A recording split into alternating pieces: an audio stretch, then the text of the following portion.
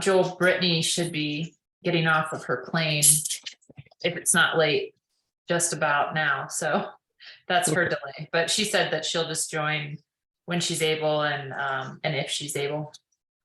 Sounds great.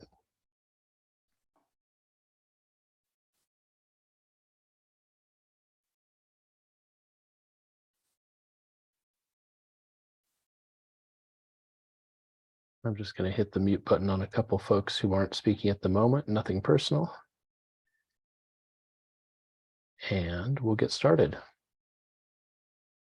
Welcome everyone to the INC Transportation Committee meeting for March 9th, 2023. We have 4 great topics on the agenda tonight. You see up on the screen. First, we'll get an update on a topic that came to us at the last meeting, an update on the I-25 and Broadway interchange by 2 RNOs advocating for changes to that plan. At the last meeting, we did refer a position recommendation to the INC delegates. The delegates have heard that position and will be voting on that in about a week because it takes a month after getting that position for delegates to take it back to their RNOs to vote on. But we'll get an update on that. And then next we'll hear about the Outdoor Places program. Brad Johnson has been here before on this program. This program has many different aspects.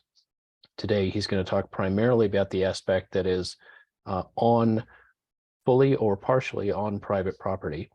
And there are some transportation implications there. So that is very relevant to our Transportation Committee. Next, we'll hear from James Flattum on Greater Denver Transit, a relatively new advocacy organization focused on transit and intensely active. So hope everyone will get to know them. And finally, we'll end tonight with Riley LaMie giving an update on Denver Moves Everyone 2050 that just completed its public outreach period on the draft plan. And so we'll hear how that has gone, and also hopefully get a little more detail on how the prioritization works. We heard a lot about the input they got from the public, but maybe we can see something of the mechanics of how they decided which projects to push forward. But we'll start tonight with Amy Kenreich and an update on the I-25 and Broadway interchange. Hi, guys. You are set up. You should be able to. Brittany is joining us. Okay. Let's see. Just go to the right tab. And welcome Brittany Spinner, co-presenter. Let's see if I should do presenter view first, I think, and then share. There we go. I did it. Looks great. So my name is Amy Kenreich, and I'm the president of the West Washington Park Neighborhood Association. Thanks for having me and Brittany on again. Brittany is just joining. She's in an airport, probably walking with her headphones on. So she'll join us later for the question and answer. Just to orient you guys, this project that I'm about to talk about that I spoke about last month is located at Broadway and I-25, or Lincoln and I-25. And so that's where we're at right here. So if you weren't on the last meeting, I'm just going to give just a super quick summary of where we're at. So Lincoln Broadway Corridor RNO and West Wash Park Neighborhood Association have been working on this project, advocating for a safer route to the light rail station for about 2 or 3 years now. The project itself started about 20 years ago, and it went through a federal process called NEPA. It's just knee deep in red tape. So it was quite the effort. Our neighborhoods were advocating for safer access to the Broadway RTD station for people walking and biking. And we also wanted to we didn't want the rebuild of the northbound I-25 ramp to be, we didn't want that to knock out homes. So because we hadn't heard, we stopped receiving communication from DOTI. September 1st, 2022, we ended up sending formal letters. Each of our organizations did that. asking for safer access and to reconsider the rebuild of that ramp. We didn't hear anything back. And after repeated attempts to get their attention, we decided to start a petition in December. And in 2 months, 848 people signed that petition.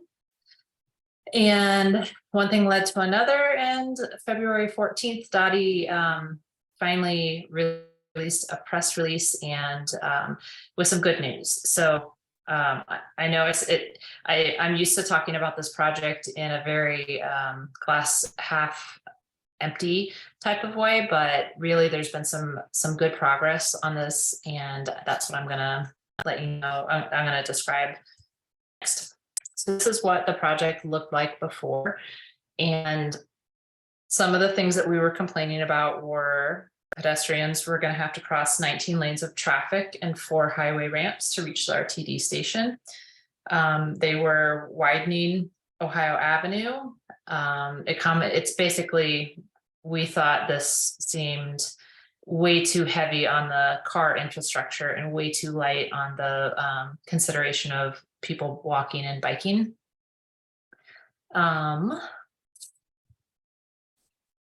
So the press release that was put out on February 14th, this is the map that goes along with that press release. So I'm going to just highlight some of the changes that DOTI has agreed to make, which are really quite significant. The map that I showed you right here is a different orientation. So on this map, north is to your left. And I'm going to use my mouse to show you, this is the northbound I-25 ramp and the homes within it.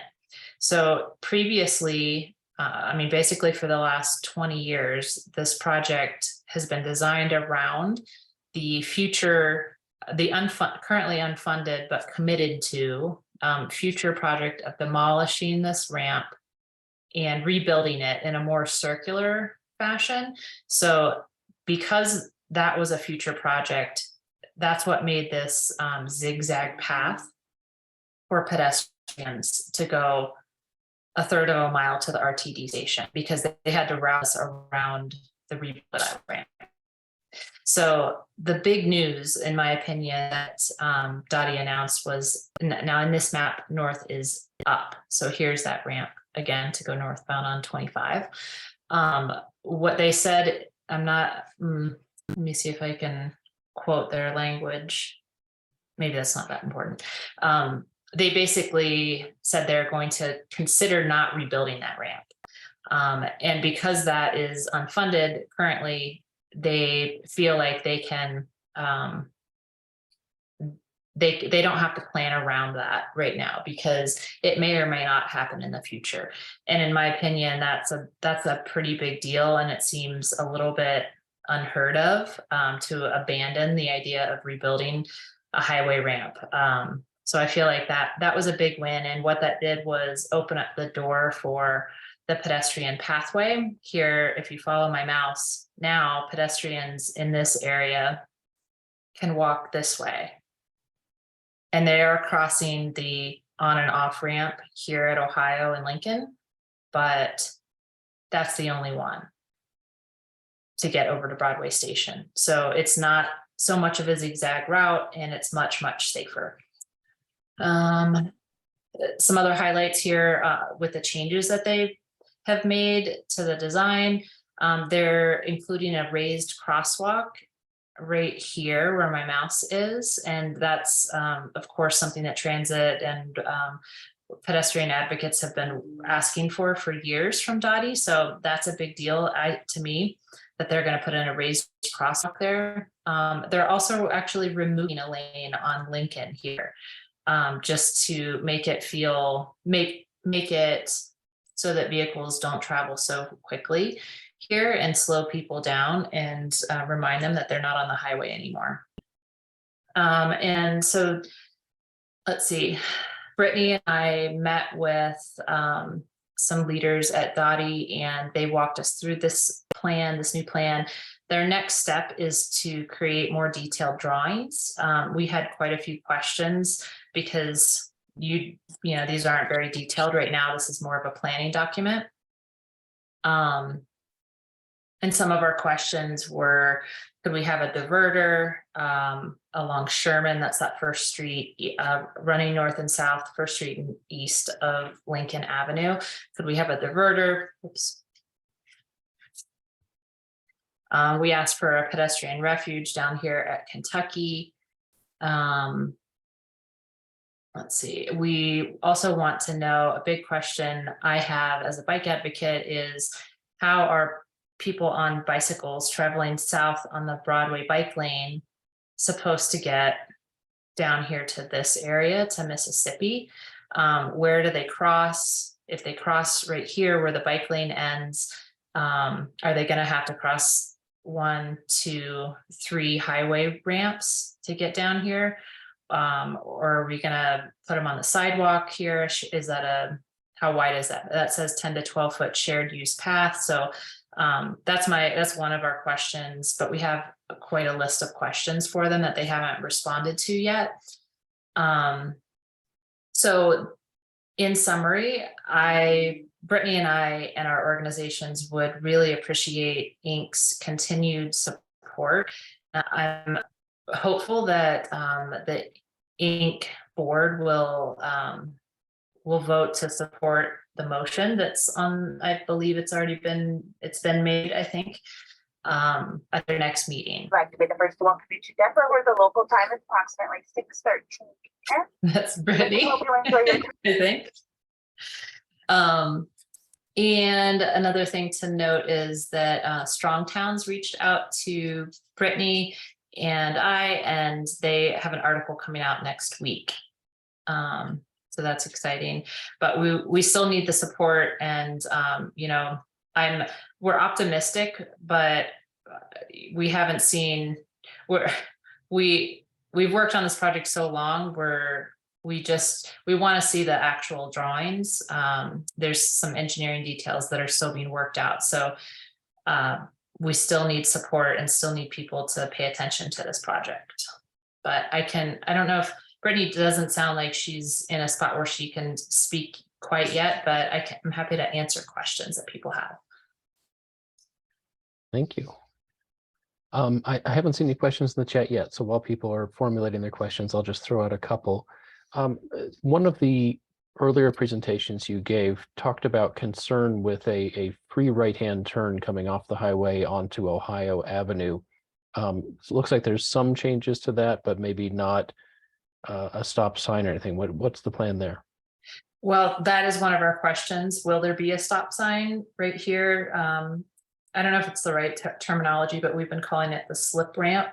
In this spot where my mouse is here, drivers that are traveling north on 25 get off, and currently there is a slip lane there, meaning you don't have to stop. You can just make a wide right turn onto Ohio Avenue to go east.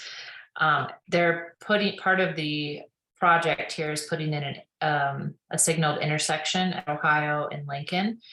There currently is not one now, and it's just a horrific place for pedestrians to cross. And there's all these homes here, and a teacher used to live here that worked at a school building right inside the neighborhood. She would cross this every day. So the new intersection will certainly back up car traffic here when there's a red light. So what they explained to us when we went downtown to the web building and met with DOTI, they're looking at trying to make this more of a right angle turn. And I would assume, but I'm not certain, that means a stop sign there. It's the slip lane, the exit kind of, to avoid that intersection and avoid the traffic on Lincoln, is something that I guess CDOT is really in favor of, and they're worried about backing up traffic on the highway. That one's a little bit hard to swallow, but DOTI doesn't have much control over CDOT.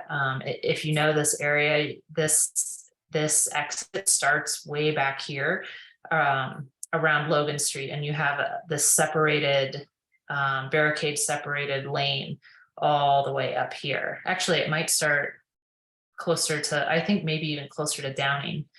So I'm not sure why I'm kind of like out of steam with fighting CDOT on that slip lane there. But I also kind of recognize that the fact that DOTI even made any changes to this project is almost unheard of. I mean, the other thing that we're happy about is how they've changed their tone. They used to consider this when the project looked like this, when the design looked like this, they spoke about it as a multimodal project. And it obviously wasn't, but they really have changed their tone and have basically recognized that that was a project designed 20 years ago, and things are different now, and they want to accommodate the things that we're asking for. So I don't know if there'll be a stop sign there, but the slip lane is still going to be there, and they're trying to straighten that so that it's more of a 90-degree angle. Great. We have a few questions here. James has a question about extension of exposition. James? Yeah, so Amy, I'm just curious, in any of your interactions with CDOT or DOTI, has anyone explained why what used to be per the 2007 plan, the western expansion of exposition was going to kind of wind, and there would be a curved approach into the I-25 and Broadway station where buses wouldn't have to have another intersection where they'd have to stop and presumably wait. This has been changed into a new intersection where every single bus journey is going to have another place that it's going to have to stop. Has anyone explained why this was done, or if there's been some actual sort of development reason for why we can't bring back the curved approach that our view would be better for buses? Are you talking about right here, this curve? Yes, right. Because if you recall, the 2007 plan had kind of a curving lane that did not appear to have an intersection where the bus would actually have to stop before it could continue in and out of the terminals. It's just an extra piece that would add, 25 to 30 seconds to every single bus journey. I'm not sure about that. I do kind of recall that it was curved, but between 2007 and now, this land here has been in the planning process. D4 Urban owns this and this. So I would imagine that it's something to do with the negotiation between DOTI and D4 Urban, I would say. I'm not sure, but I assume that this will be a three-way stop here, just like a stop sign. So hopefully it's not 20-second delay, but I would think it has to do with land use and negotiating with D4 Urban. Okay, next question, Mark. Yeah, Amy, this is potentially very exciting. I mean, I saw the headline and was kind of like, really? DOTI's actually going to adjust their plans? But specifically on the raised crosswalk that you mentioned, that sounds like it is potentially a huge shift in priorities and frankly, MO by DOTI. Do you have any sense for whether or not that is sort of a one-off shift for this project versus a policy change within DOTI? Because I'm working with Avi on the Leetsdale and Colorado intersection, and we're looking at it and like, this begs out for a raised crosswalk. And if that's certainly in the toolkit right now, that would be huge. I don't have any insight. I was kind of like, I was too choked up to even ask that question in the meeting. What I've heard in the past is that they are going to pilot some of these raised crosswalks, but I've heard that for the past couple of years, and I don't think I've actually seen one other than, there's some in Cheeseman Park, but I don't know, maybe this is a pilot. This seems like it's not a pilot though. I mean, this seems like a pretty big deal. I don't know where it came from. Maybe it was like a show of, I don't know, good faith that they're like really trying hard here. It must have been like an offering. It's an offering. That's my opinion. I don't know. The word that Nick Williams from DOTI used at the INC delegates meeting is the older plan represents a different set of values, and DOTI has today's values that represent Denver's values. And I thought that was wonderful Yeah, Nick's been really great. I think he's in a difficult position, and I'm really happy about the way he's talking about this project now. Brittany, as the co-presenter, had some comments. Brittany, do you want to unmute, or are you in a place you can do so? She has comments in the chat if she can't unmute. Sounds like probably not, but she has some good comments. I'll just read them out here. That they also urge DOTI to please review these plans and all the turning radiuses to make sure that buses will have optimal movement, and working with RTD. Next, Adrian. Yes, I want to just give you a huge cheer, Amy and Brittany, and all the other people who've been involved. We are at Baker are also, you know, frequently scarred warriors in that whole intersection, from when they widened Broadway to T-Rex to the Valley Highway, you name it. You know, I mean, the blood has been on the gutters or on the pavement for years on this thing. You're not only your stick-to-itiveness, but your results are awesome. You've done far better than any of your predecessors, and I'd love to know what the magic juice is, but we'll be calling you whenever we run into this, which I'm sure we will continue to do so. Just a little aside, they didn't relent on the slip lane by any chance, did they? Going off of Lincoln into Ohio? Be lovely to get rid of that too. That is something that CDOT wants, and they're trying to straighten it. They're working with the engineers to see if they can straighten it, or see if they can get approval maybe from engineering to straighten it. So there's more of a 90-degree turn, which, I mean, I don't know. Better than nothing. And also we asked for some diverters, either at the either at Ohio and Sherman, which is the first street in, or Exposition and Sherman, to discourage drivers from cutting up Sherman. So Great. Well, this is really a fantastic update. Congratulations on the progress so far. For those of you who are members of RNOs that are members of INC, please encourage your delegates to vote for the motion that'll be coming out right after the meeting on Saturday. There'll be a vote by mail at INC.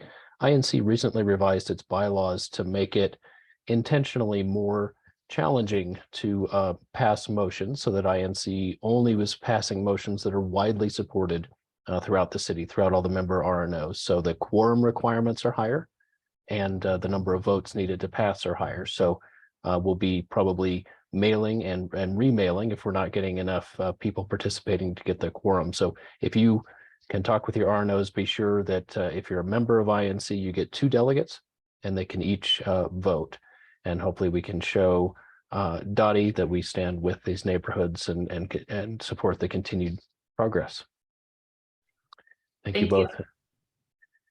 Okay, we are now going to turn to our second topic. Brad Johnson is back with us with an update on a different part of the, oh, it's moving around on Zoom here. I'm going to make you the co-host so you can share your screen, Brad. A different part of the Outdoor Places program. So as we've talked about before, the Outdoor Places program is looking at things like outdoor patios, both below the curb, which may be full street closures, or just in sort of the parking area, above the curb where we're used to having things, but even in different formats than we've had them in the past, or on the private property. And these are kind of sets that can overlap a little bit. But today they're talking about the zoning changes regulating what can happen on private property, some of which has transportation relevance. So over to you, Brad, and thank you for coming back. Yeah, no problem. Thanks for that introduction, and I'll do the old share screen here. My name is Brad Johnson, as Joel said, and I'm a planner and urban designer for CPD, Community Planning and Development with the city. And I should say that this project, while I work for CPD, is a very interagency project. So it's really at the head of the table, so to speak, is DOTI and CPD, but we have very many other partners as well, like Denver Fire Department, Excise and License, who issues liquor licenses, Department of Health and Environment, and the list goes on. So it's a very interagency program. And that's been very rewarding for me in any way, to have that kind of interagency collaboration at the city on this project. So are you seeing the screen, Joel? Yeah, it's not in presenter mode, but we're seeing it just fine. Did it switch now? No, I think Zoom's a little weird where you have to start presenting it first and then start sharing the one that is the presentation. I see. Let me try it again. I think they changed the way it worked at some point, and I had to learn a new sequence of steps to get it to work reliably. Let me try it again. And now? Perfect. All right, cool. All right, well, you gave an introduction, so I'll just jump right into this.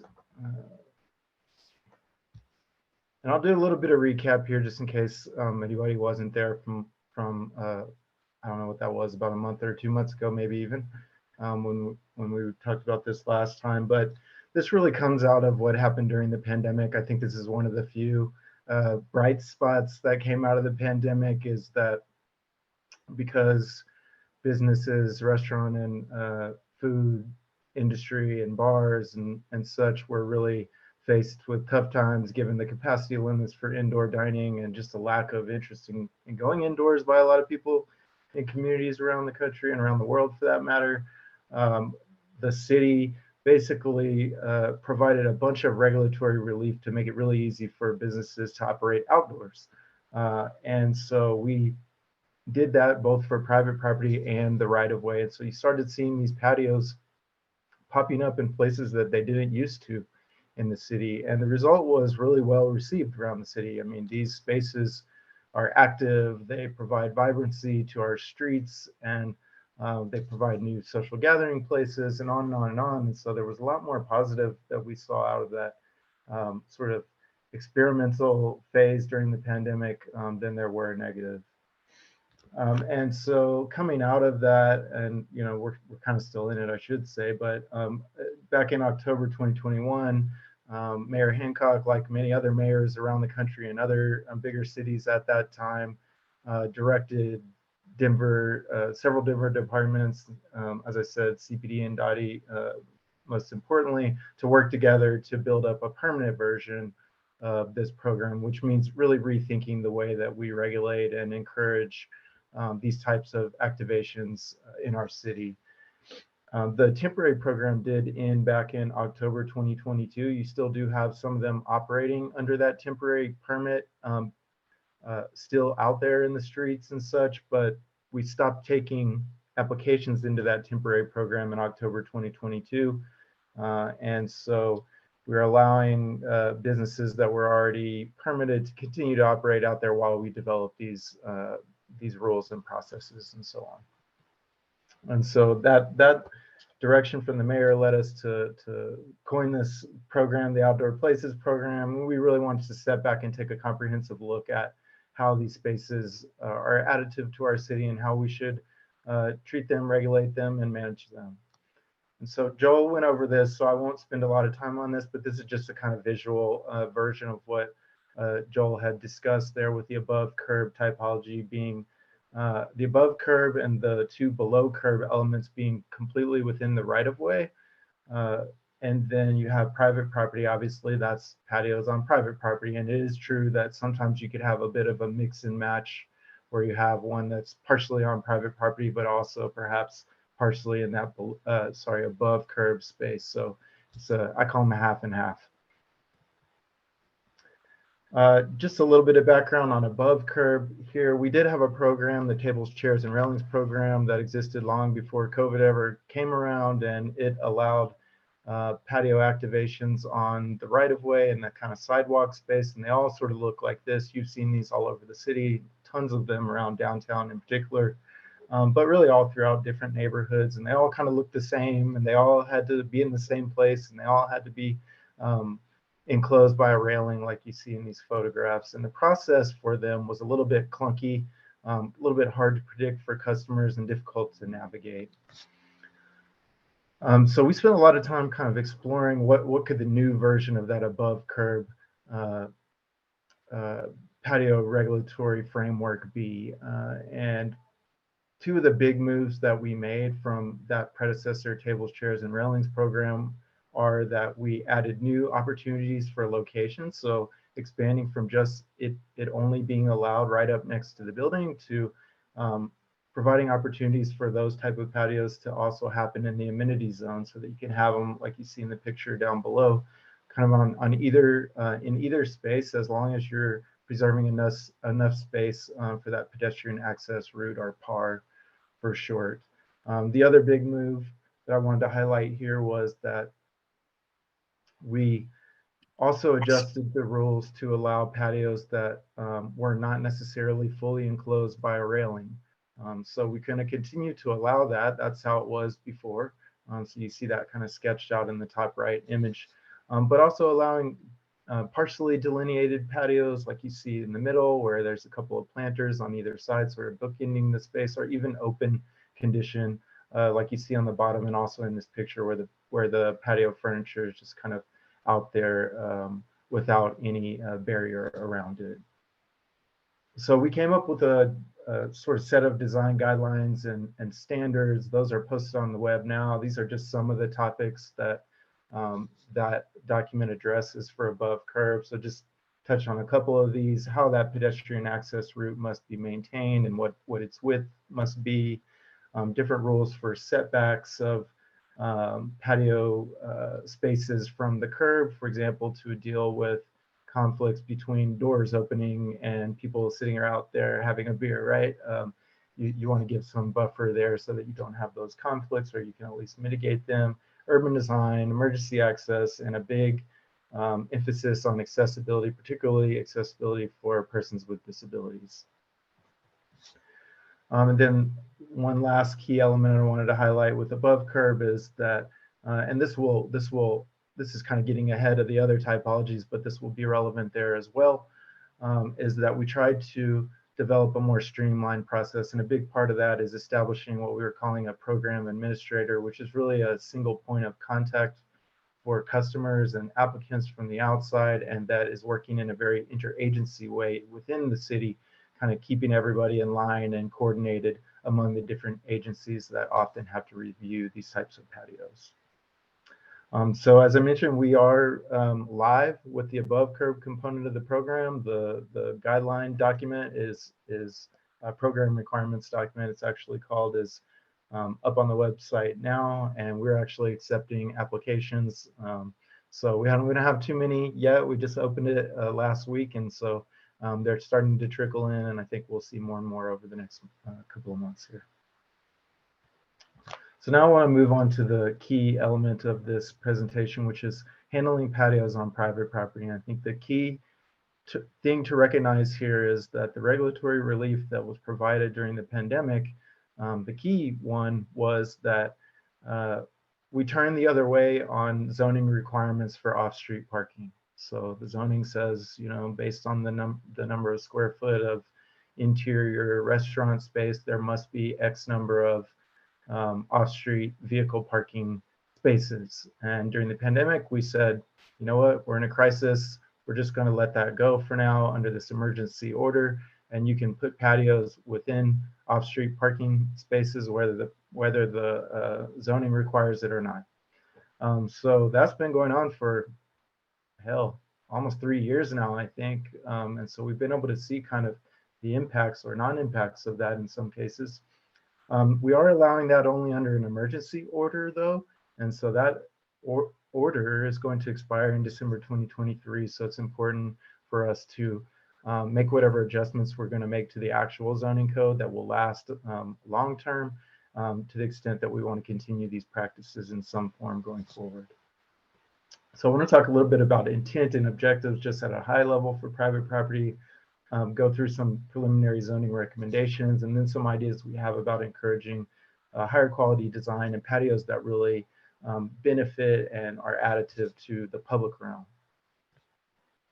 So at an objective level, the two key ones are the first two in bold here, and they are to help our businesses out in multiple ways. So provide options for new businesses, new types of businesses to have patios, to increase design flexibility as we did during the pandemic, but in a longer term format, and then to look at ways to streamline the review process as well and make it easier for them. And then in placemaking and urban design, the key there, as I mentioned, is to try to find ways that these patios can be designed to really be additive to our public streets, to even public elements or semi-public elements of private property as well. And so pushing on that level. And while we're thinking about creating more flexibility, just making sure that we're keeping an eye on any unintended consequences or conflicts that might be created.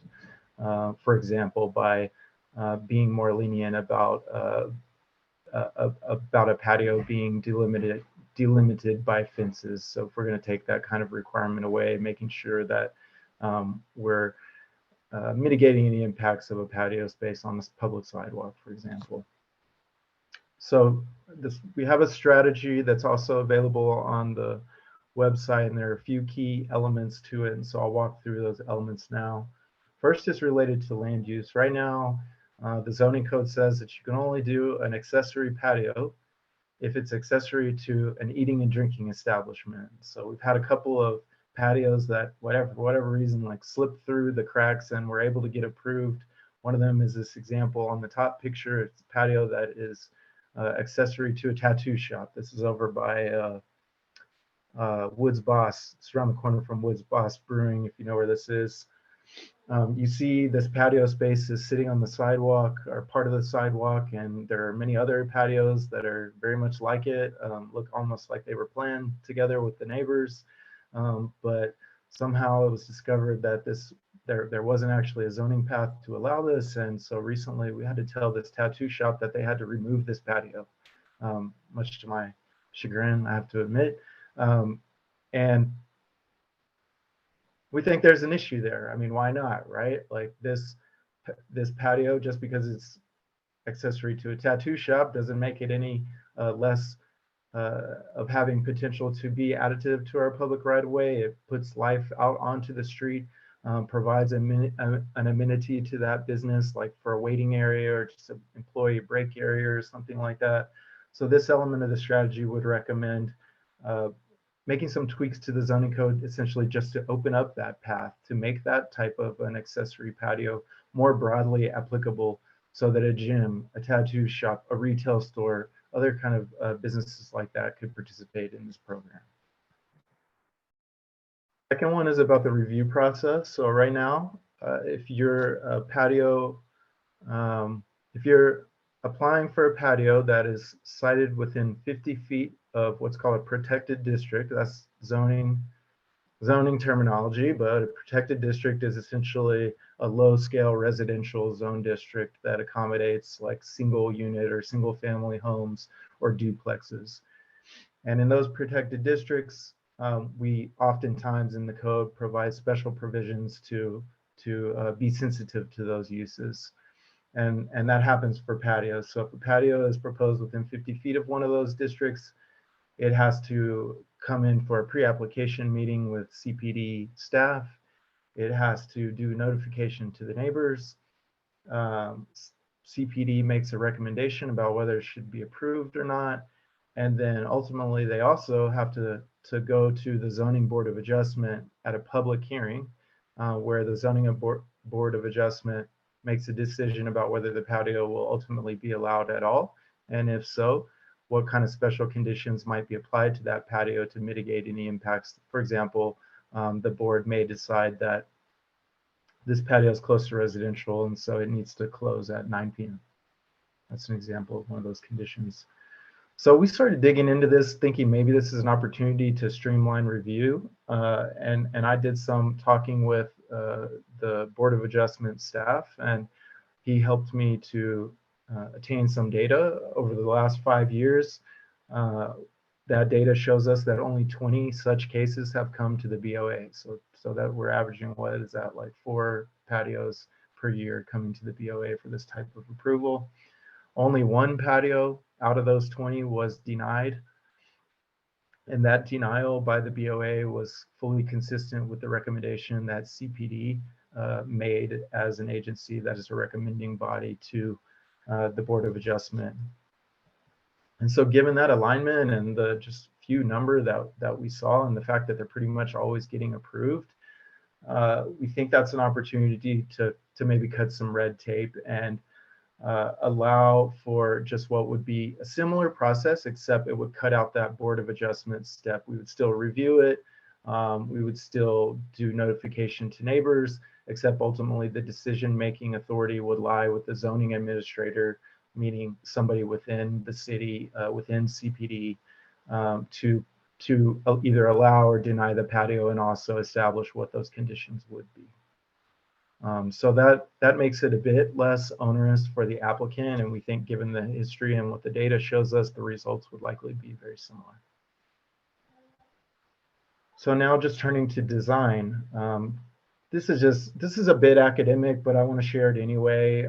Just before we're starting to think about design standards for something like this, it's a good idea to just kind of think about what are the different typologies of whatever the activity or the structure type or whatever it is we're regulating, right? And so thinking about that for patios on private property, we sort of distilled down into 3 key categories that we thought we might need to address. And so the first is one that's not very visible to public areas. So you have patio that's pretty internally focused to the business itself. Oftentimes you have to actually go into the enclosed area of the business and then exit out another door to get to that space. Sometimes these patios are behind fences that are allowed by the zoning. This is an example of one at Thin Man. I think that's a coffee shop. I hadn't actually been inside, but I did take this picture on East 17th Avenue on the left. So that's one type. And the second type is this, what we call internal. And so that's more internally focused to the site. So not out along the street, but internally focused within the site, but located in a way that's very impactful to publicly accessible elements of that site. So you see in this picture, this is a big multi-building kind of suburban development in Edgewater. This is a restaurant that has a patio that's flanking a private sidewalk that is used by many people throughout this development. And so in that way, it's not right along the public street, but it's very impactful to a public element of a private site.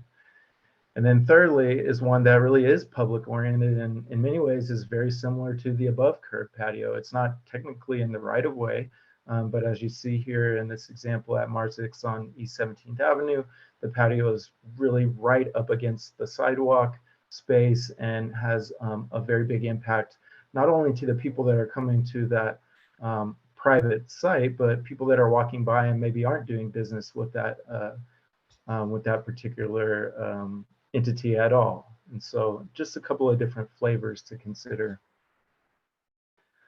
So I want to just walk through how this code currently looks at patios. So it says that they have to be contiguous to the primary use. So meaning right next to the enclosed use or up against the building. A patio has to be delineated by barriers or fences or planters, different elements like that. Those types of elements can't exceed 42 inches in height. If you're gonna cover them with like a pergola or some other type of detached accessory structure, we call them, again, that's some kind of zoning terminology there, but just think of like a pergola. You can do that, but they have to be 50% open to the sky, meaning you can't have an impermeable roof providing full shade to a patio space. They have to have an all-weather surface like concrete or brick pavers or something like that, and they cannot displace any amount of required off-street parking. So we looked at all those and we think as a baseline, just to completely change the code in a couple of ways right off the bat, we're recommending that we get rid of that contiguous requirement. This would allow a patio to be separated by from the interior space by like a parking area or a sidewalk or a private sidewalk or other kind of elements like that. And then also to eliminate that delineation requirement to allow more open patio conditions like you see in this picture on the top here. This is Pablo's Coffee on East 6th Avenue in the top and Improper City down below. In addition to that, I mentioned those different types of patios, and we think that there's an opportunity to provide significant flexibility for what we called in that previous slide, type 1 patios. So those were patios, remember, that are more internal to the business itself and really don't have outward impacts. The Wild is the picture on the top, very much separated from the street. On the bottom is Angelo's, also just down around the corner from, or down a couple of businesses down from Pablo's, I think, on East 6th Avenue. It's behind a tall but legal fence there, and so really isn't very visible or impactful to public areas. And so what we would do with this is insert some language into the code and some criteria that would allow for some of the remaining zoning rules to be deviated from if the zoning administrator determines that essentially it has the qualities of a type 1 patio. In other words, that it's more internally focused and doesn't have those public impacts. I look at this one in the top and I think this is for me, this is a classic example of why it's good to have this kind of flexibility. Those elements that are providing enclosure to that patio space at the Wild are taller than 42 inches by my eye. So they wouldn't meet zoning. And if they wanted to do that, they'd have to go through a whole variance process and on and on and on. And so we think this is appropriate, and we can provide an administrative path to giving flexibility around that. Next one is to try to push for a higher quality of design. And by that, I don't mean necessarily like expensive materials and stuff like that. What I mean is visually interesting patios that are additive to neighborhoods, that are sited in locations that provide activity to the street and eyes on the street and all those kind of things that we want and call for in our plans. And what that might look like is developing a set of streamlined design guidelines for patio spaces on private property. And these are just some of the potential topics that that document could address. And there's a few ways that we would envision that could be used. So one is just as a voluntary resource. So if you're coming in and you want to do a patio and you're going to meet all the zoning requirements, it's just, you don't have to go through it. You don't have to come in and undergo design review, but the design guidelines are there for you. As a designer or a business owner, you can look at a lot of pictures in there about what other businesses around Denver have done and look at the design guidelines and choose to follow them or not follow them. They're there for you. And we are there at the city as a resource to talk over those kind of issues in a voluntary manner. Second way we think that they would be valuable is, as much as we try in zoning to try to set the rules to not prevent good things, sometimes it just happens that way. And so it's just hard to predict every element that might come into play for a patio on private property. And so we do want to set rules that are strict in the zoning code to kind of prevent the lowest common denominator of design, but we know that we're not always going to get it right. Sometimes somebody's going to have a really creative idea. Sometimes maybe somebody's going to be dealing with really unique situation. And so given that understanding, we want to use the design guidelines as a way to provide flexibility for applicants. So if they say, hey, city, we don't actually meet the rules for patios in the zoning code, but we think we really have a great design idea. We think we're meeting the intent of the rules that are in the zoning. We have just a little bit of different way to go about that. They would be able to optionally, at their option, come in and apply for a deviation from the rules in the zoning, provided that they go through a design review and meet or exceed the guidelines that are in this design guidelines document I just talked about. This is an example I like to use. This is the Denver Art Museum, the recent addition that happened there. They wanted to do a cover of their ground floor restaurant patio space, because the cover was louvered in this way, meaning those slats are angled to provide a better level of shade for the people that were down there and experiencing that patio space. There's nobody out there in this picture because I took it recently and it was cold. But this wasn't allowed by zoning. And this is very, in my view, is a very well-designed patio. It is complementary to the architecture. It's visually subordinate to the architecture. It's doing a lot of good things. It's sited in a place that is enlivening a public way. So it's checking a lot of those design boxes, but they had to go apply for a variance. They had to go to the Board of Adjustment for a public hearing. It's a pretty intense process. Luckily, they did get approved. But if we were to go forward with this recommendation, we would be able to approve that administratively under that design review process and save them a couple of steps there. And then lastly, we would require that design review if the patio were to displace any off-street required parking. So I talked about how that worked during the pandemic and how it worked before the pandemic. What we want to do is continue that practice to some degree. And we want to say that regardless of zone district, whether you're in a really urban area with an urban zone district, or you're out in the suburban areas of Denver in a very suburban zone district, you can always get, you can always be allowed to displace up to 5 required off-street parking spaces. So that's the minimum allowance. Same regardless of zone district. And then we want to calibrate the percentage maximum.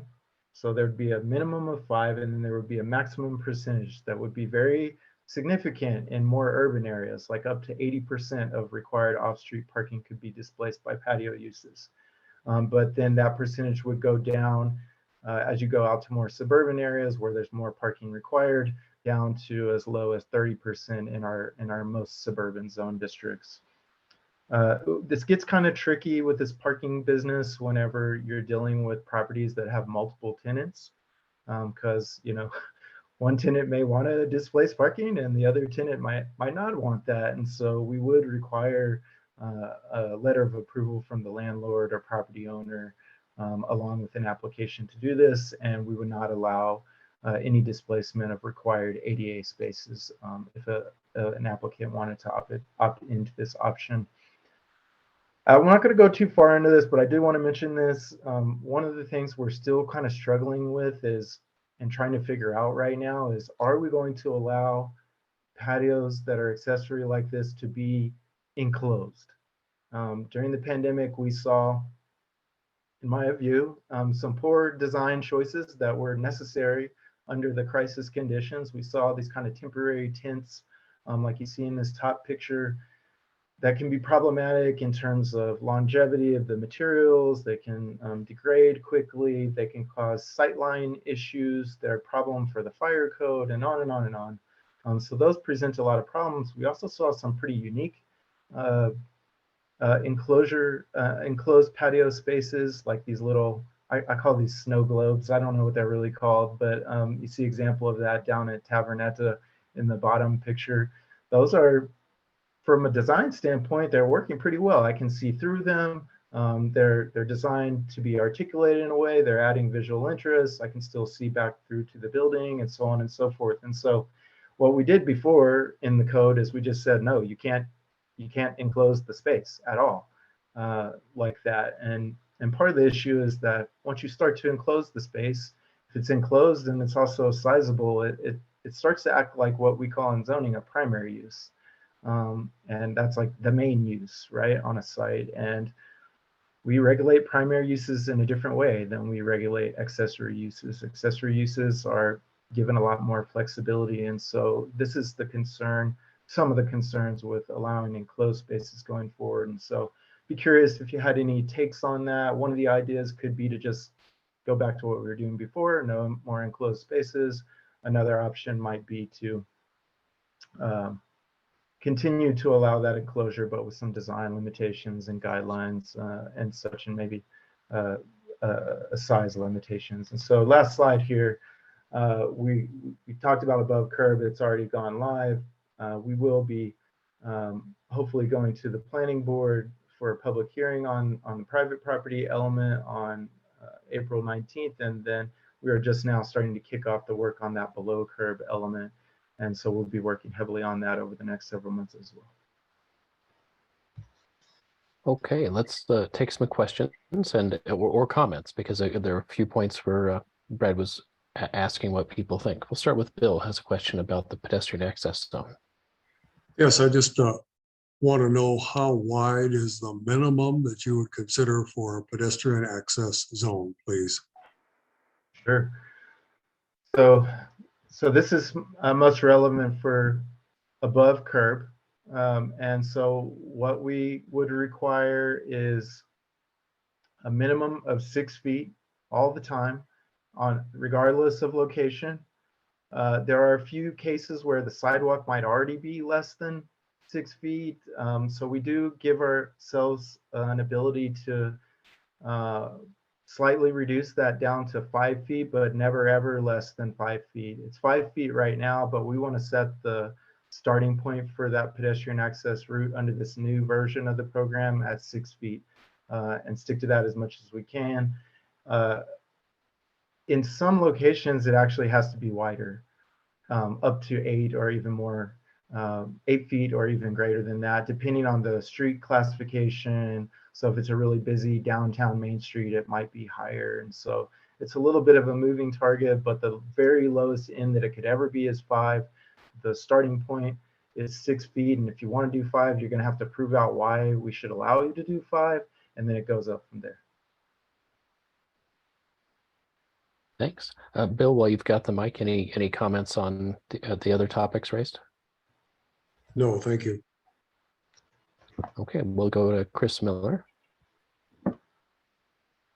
Yeah, and I'm totally in the very appreciative comments more than questions. The idea of having kind of these design resources and suggestions without being very prescriptive and burdensome is a fantastic idea. And I kind of love to see CPD kind of being more flexible with how Denver, how diverse Denver can be. So I'm just kind of here to cheer that, and also here to cheer the much more people-centered uses of parking spaces. I live near Bear Brewing. I think Lucia is also very close to that as well. We're about equidistant, and having they turned their kind of allocated parking spots that were allocated to their business into outdoor seating through the pandemic, and it's been just a fantastic. It's improved the experience to be there. So I love seeing that as an option as well. Can you say which brewery that was again? Bear Brewing on Broadway between 3rd and 4th. Cool. BAERE. Okay. Okay, thank you very much. Next, Lucia, did you want to add anything? No. Okay. And then Bruce Bescat. Yeah, Brad, how would it work if there were an outdoor patio on half of the block, but the other half of the block is taken up by either construction or a deconstruction zone that probably well includes the same sidewalk?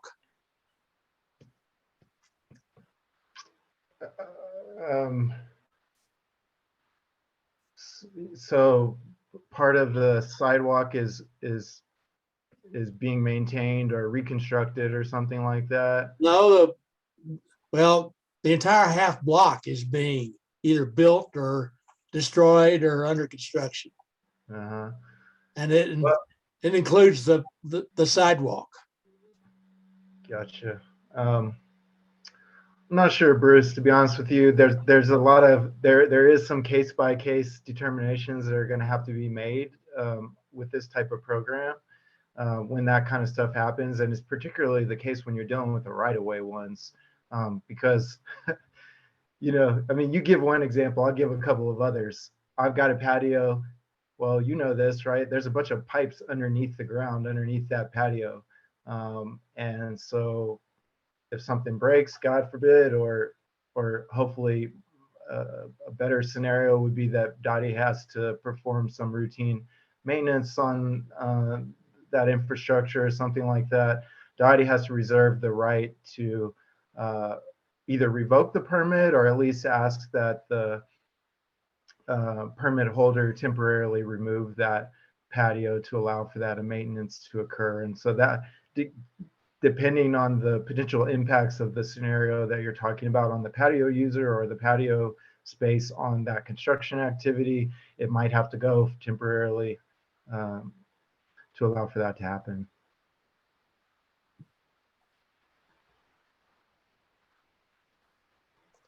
Thank you. And I think recently there's been some changes in DOTI when it comes to construction zones needing to provide safe pedestrian ways. That was not always the case, but I think DOTI's made some strides in the last few years requiring that. And there was a lot of good pushing for the Mayor's Pedestrian Advisory Committee to get that done. So not necessarily related to this effort, but very, very important to Bruce's question. Anyone else have any feedback on the topics that Brad brought up? I know that because they're in this review period, they're very interested to hear from people. Just raise your hand or make a comment. And if we've run out of questions, we've got a good group tonight. I was a little worried. We've had 23 people here, which is fantastic. Normally we get up to twice that, but with the mayoral election going on and of course, city council election going on, there's a lot of overlapping events. Bruce, thanks for your comment in the chat that you think it all sounds great. Really appreciate that.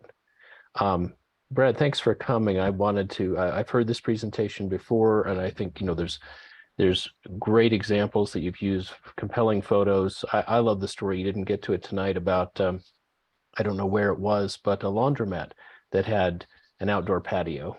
And I don't know if that was in Denver or somewhere else. I heard it in a meeting and it sounded great. You know, your laundry's going on inside, but you don't have to hang out there. There could be a nice patio for you. So there's so many uses of this. Nope, not anymore. Got all the help I needed. Okay. Wonderful. Hey, James. Okay. So we will leave it there. Thanks for joining us on a Thursday night, Brad, and we'll move on to the next part of our agenda. All right. Thank you all. Appreciate it. Okay, we are on to the third item on the agenda. James Flattum is here and we'll just in the sharing there, Brad, if you would.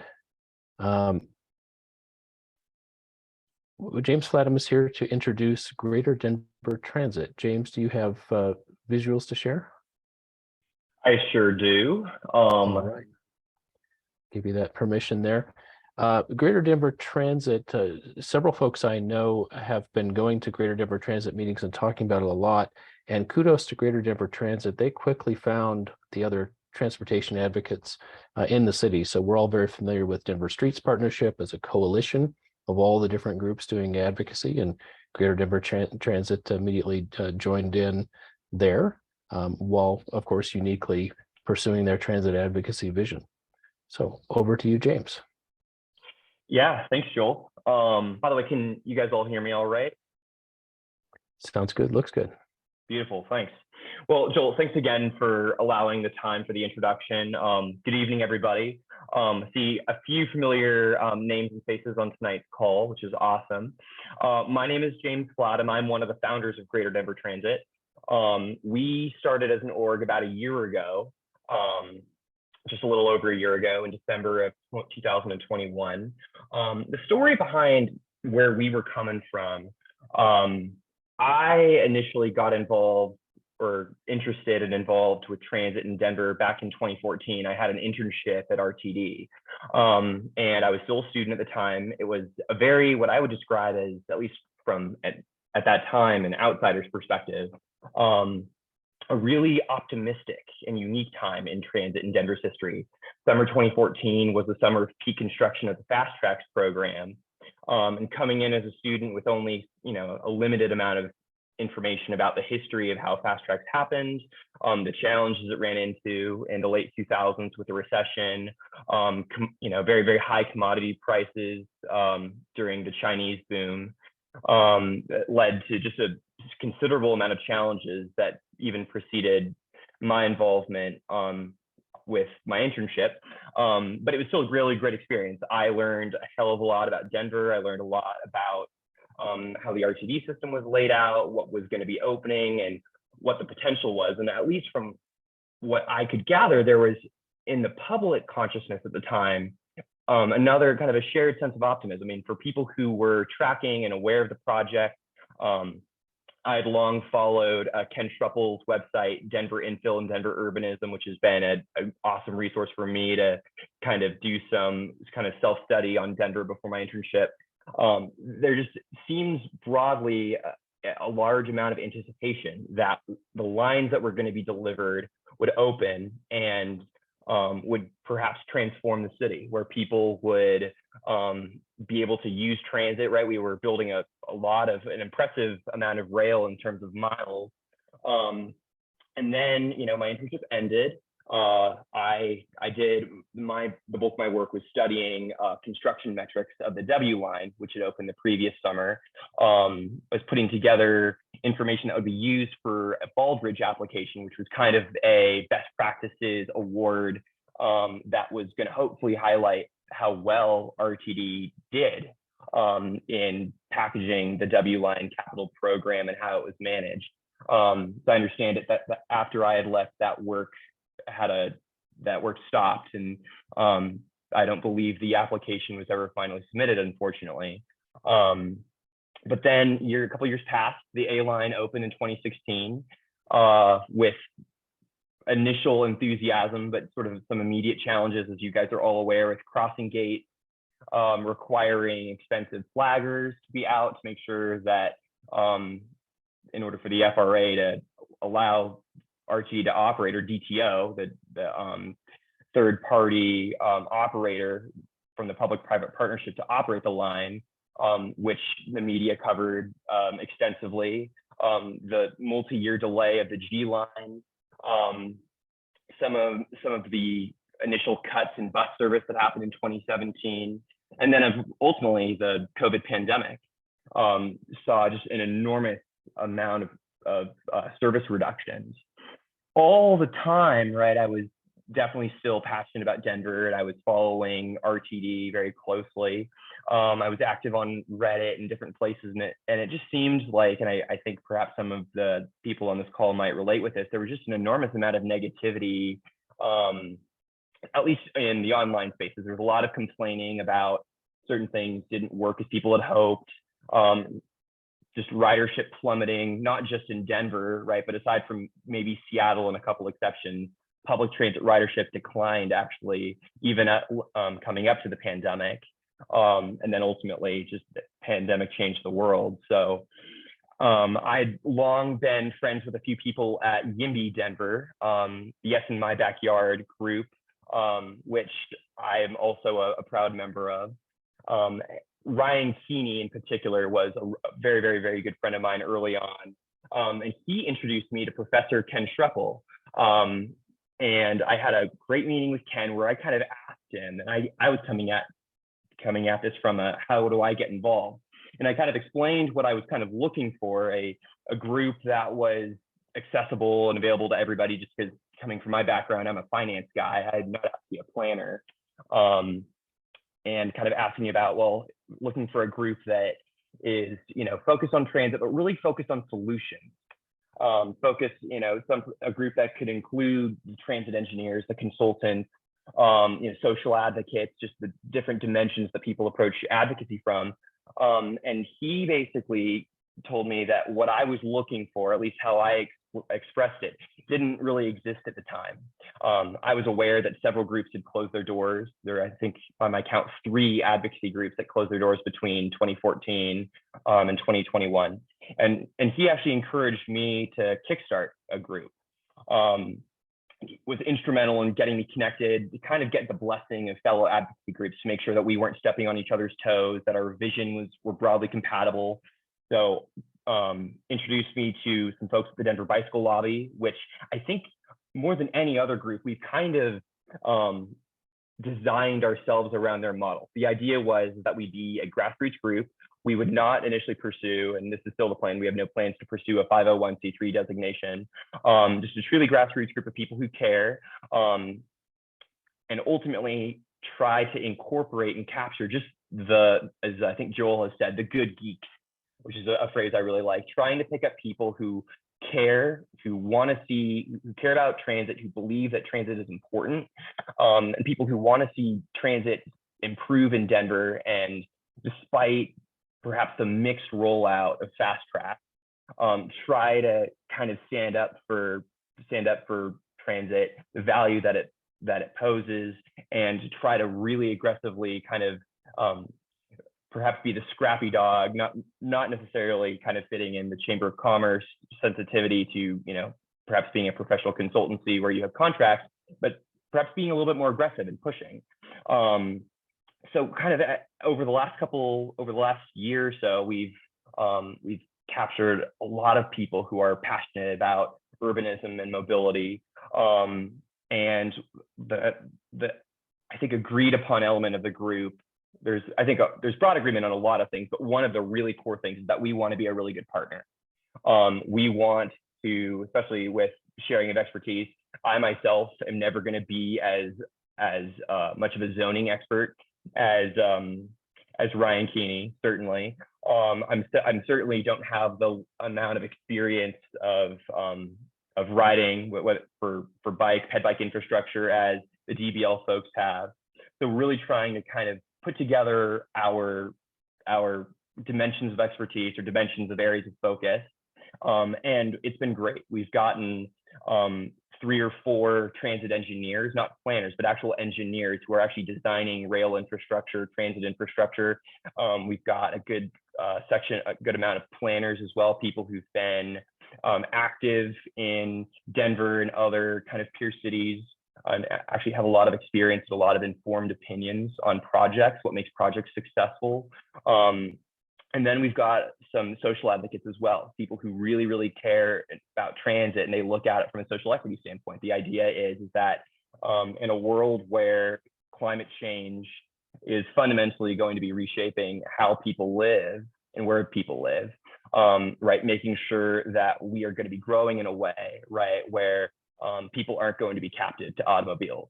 So both from an affordability standpoint and from a carbon emissions standpoint. So that's the detailed history of who we are. I'm sharing our website here, which is something that my co-pilot, Richard Bamber, who is a rail engineer by trade, but also is becoming a web programmer as well as part of our group's expansion.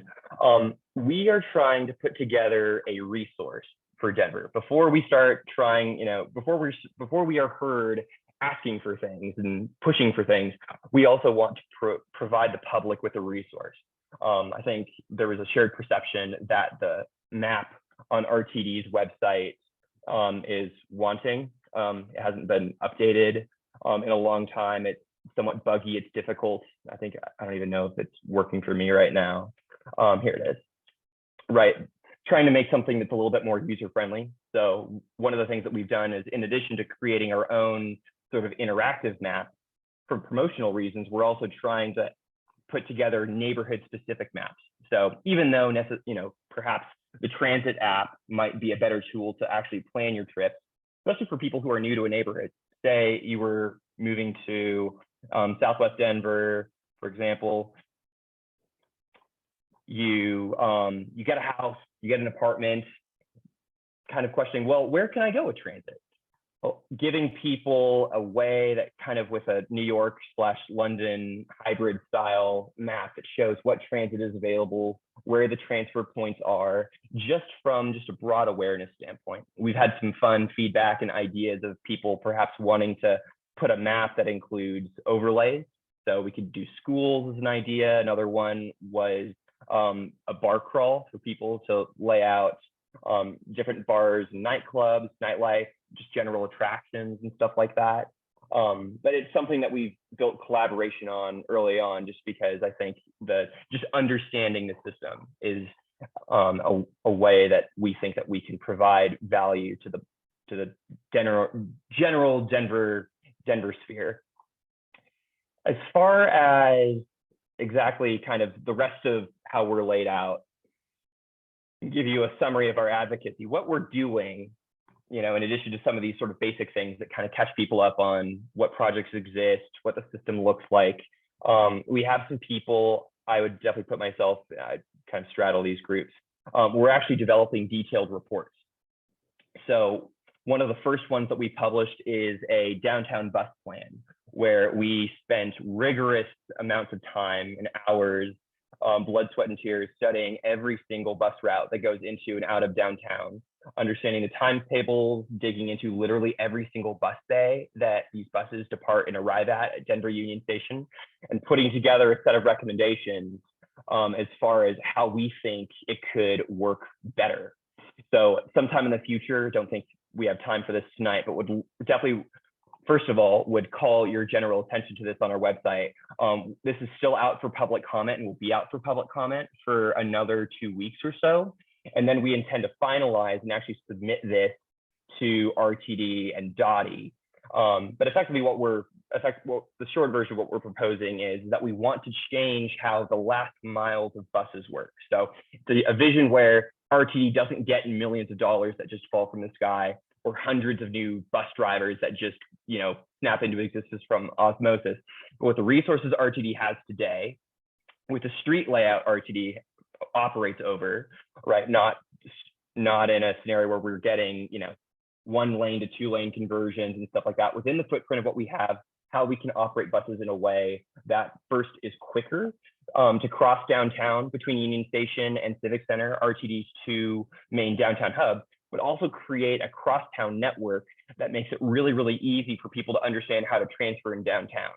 One of the core things I view personally, this is, I think, a view that I'm trying to build consensus on, is that a transit culture maybe isn't defined as, but a really important part of transit culture is that people feel confident in making a transfer on transit, just because practically we can't build a transit route that goes between every single 2 points in a city. Transfers are a part of it. And one of the key things we view as an impediment to building ridership in any scenario, whether RTD, you know, gets a hundreds of millions of dollars in funding, can expand its routes. If people don't understand the system, if people don't feel comfortable transferring, we're not going to get the ridership benefit that we need in terms of climate goals or social equity goals. So would definitely love for this group to scrutinize this, poke holes in it if you can. We welcome that. The more holes you poke in this, the more effective of a proposal we'll have at the back end when we actually go to talk to RTD and DOTI about some of our ideas. So anyway, that kind of highlights the report side. We also have a couple other related projects with Front Range Passenger Rail, which we're going to be publishing in a couple of weeks. Actually, hopefully a little bit less than that, hopefully next week. Second is campaign. So this is in responsiveness to, or it's designed to be responsive to where the group is. So we have meetings, and usually at one of our meetings, we'll have an activity of some kind where we'll be focused on a key transit question. And from that, we'll get ideas, which will hopefully inform what future campaigns will look like. An example of an initial one that we did was the e-bikes and RTD campaign, where as of this time last year, RTD officially prohibited e-bikes on their system from what we judged to be obsolete regulations that were mainly designed to prevent people from carrying very, very heavy gasoline-powered motorcycles on RTD vehicles. That, in just addition to the lack of the existence of smaller, relatively lightweight electric bikes at the time of, you know, the system controls, regulations, and all that stuff. But RTD prohibited e-bikes at a time when there was an e-bike renaissance. There was an amazing program that the city and state had been sponsoring that really lowered the costs and lowered the barriers access for e-bike adoption and what just e-bikes could do, right? It just to extend people's range, especially for people who aren't ultra triathlon athletes, right? The ability to cross a much wider swath of the city without having to get super sweaty or perhaps just at slightly higher speeds, sustained safe speeds. We viewed the combination of e-bikes and RTD to be essential, right? To make sure that when people were forming habits of e-bikes, we wanted those habits to include transit. Something we advocated for, ran into misinformation along the way, tried to correct that as far as what the current RTD equipment was actually capable of holding, because the goal of the campaign was to allow e-bikes without RTD having to go to great expense, without them having to hire a whole bunch of new people to enforce something, right? We wanted it to work within the infrastructure RTD had, and ultimately we ended up being successful. Last spring, late spring and early summer, RTD began to revise or consider revising their policy, and then in the late fall, they implemented a change that allowed e-bikes and RTD. So that's just one example of sort of a passion project, something that kind of bugged us, right, one way or another, and trying to really push for change. Another example of like kind of an incremental campaign is system information. So advert watch, let's do disruption information, it's kind of Union Station displays, a good one. So one of the things that people struggle with, especially new transit adopters, is wayfinding, right? There's just several steps that you have to get used to when you don't just have an automobile you can jump into and jump out point to point. There's ways to learn the system. And one of the things that can make it more difficult is when the hub of the system does not have good information. More broadly, there's a well-recognized struggle to try to make bus stops better, and information at bus stops is one thing, but especially at Union Station, right? We've called attention to the fact that we have a lot of electronic displays that are being used inappropriately in our view. We understand that advertising revenue is essential for RTD, but if you're, for example, getting on at the Chestnut Pavilion at Union Station, going down some escalators, sometimes initially when these ads were first started a couple of months ago, the runtime for the ad was 30 seconds. Thankfully, this lasted only for a couple of days, and this wasn't the way it was intended to be rolled out. But the idea is that would be more time than the person who's actually riding the escalator or even descending the stairs at a normal pace could be able to see. So we view the information, right, especially the infrastructure that was designed to convey departure information, we view it as essential, as much as possible, that RTD continue to dedicate those resources to wayfinding, so that people, once they know where they're going, then they are in a place to actually be able to consume an ad. That's just human nature, right? When you are in an unfamiliar environment, you don't know where you're going, you're not going to be processing extra stuff, right? The focus of the human brain is entirely on the first immediate operative question: where the heck do I need to go? How do I get there? Right. So this is kind of a continuing conversation with RTD. They've been making some changes that we've really appreciated. One of them recently was on this display, they've begun to include the surface bus stops of Union Station, and they've informed people of those, because there's at least 3 all-day bus routes that were previously absent from this display, that buses boarded on Wawata Street, which is just right on top of one of these pavilions that serve downtown and serve inner neighborhoods of Denver, that are really important. So another area of kind of these incremental improvements, stuff that isn't going to cost hundreds of millions of dollars to hopefully adjust, right, within their needs to have advertising revenue, trying to find a way, right, to not have advertising impede too much on the rider's experience, especially when it comes to essential aspects of being able to navigate the system. We have more visionary campaigns as well, longer term vision. One of these is Front Range Passenger Rail. So this is something that is going to be perhaps a multi-decade program, right, that has various potential visions for completeness. So one of the things that we want to do is we want to, as an advocacy group, right, we want to call attention to what this is. We want to educate people on broadly what is being considered, right? When people talk about front range passenger rail, what does the maximum extent of this include in a scenario where, you know, dollars rain? What exists today? What are the public mechanisms and the public organizations that have been assembled to take the initial first steps to making front range passenger rail, this intercity front range passenger service that's being considered?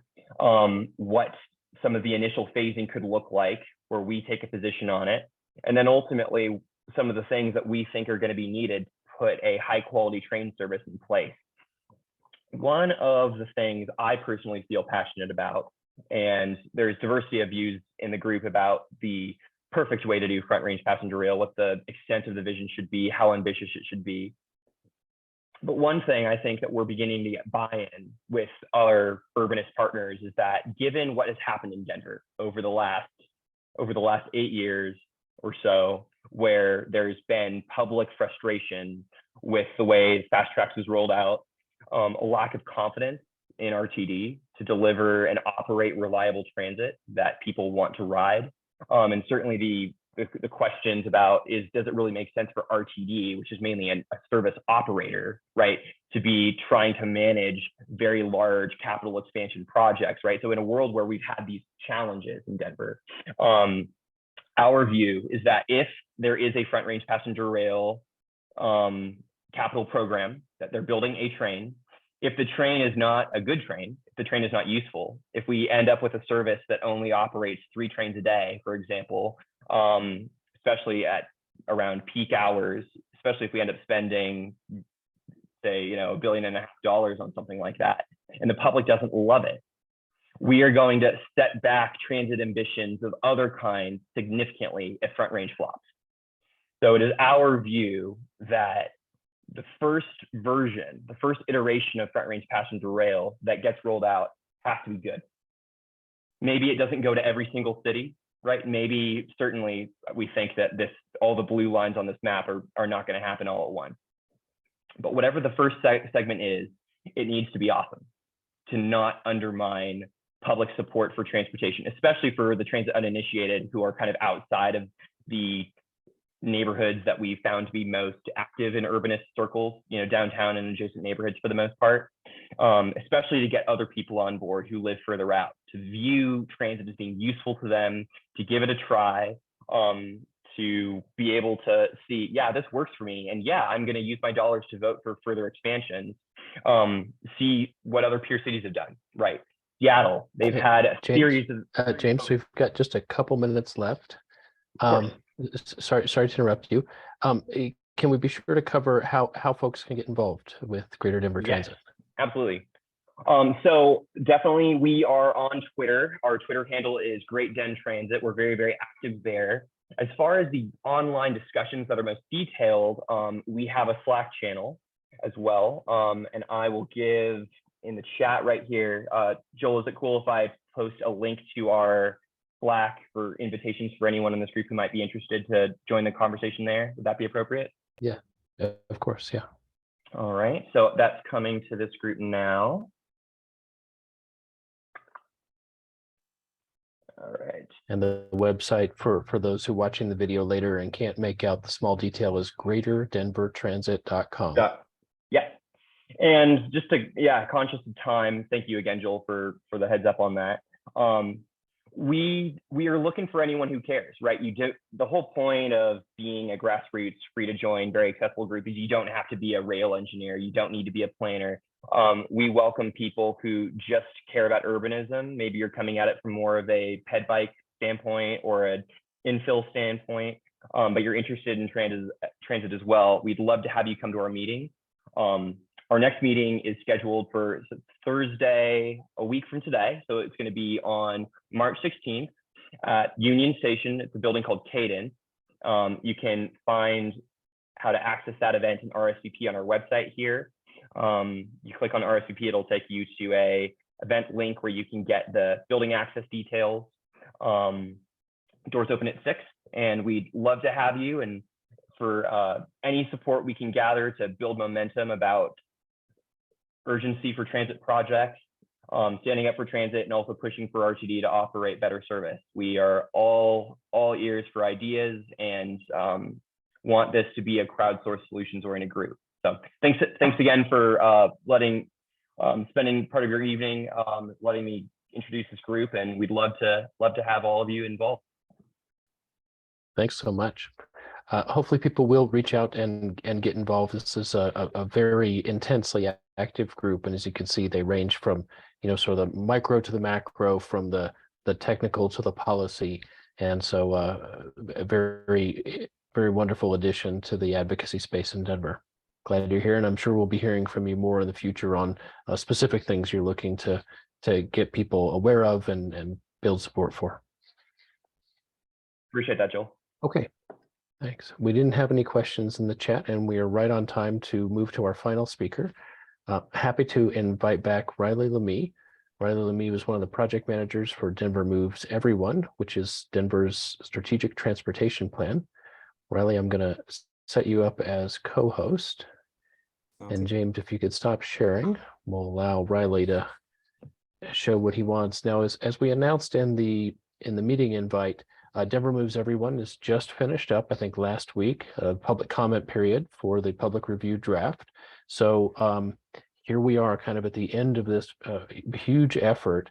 And hopefully, in addition to reminding ourselves what Denver Moves Everyone is about, we'll get a little bit of insight into what the public feedback has been like, what's next with public feedback, and then one of the key outputs of Denver Moves Everyone, which is, what are we going to prioritize? What are we going to spend money on, in what order? And maybe a peek behind the curtain is to say, why are things coming out in particular orders?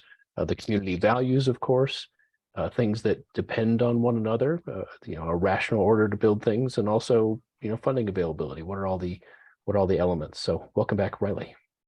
Awesome. Thank you so much, Joel. And thanks everyone for having me here tonight. Again, my name is Riley LaMie, and I'm with DOTI, a principal city planner. And excited to talk to you about Denver Moves Everyone. And just before I move on, I want to make sure you can see my screen. If you can give me a thumbs up, Joel. Awesome. We are seeing it, but it's not the presenter view. How about now? No, I think Zoom changed it. So, there it is. Perfect. Exactly awesome. Right. No worries. So yeah, I'm excited to give everyone an overview of Denver Moves Everyone. This again is our long-range strategic transportation plan that's looking out all the way until 2050. And while the planning process is just about to wrap up, I wanted to say thank you to everyone that's been involved in the development of this plan. This took a lot, thousands and thousands of Denver residents that gave their voice on this plan. So this really is a community-driven transportation plan.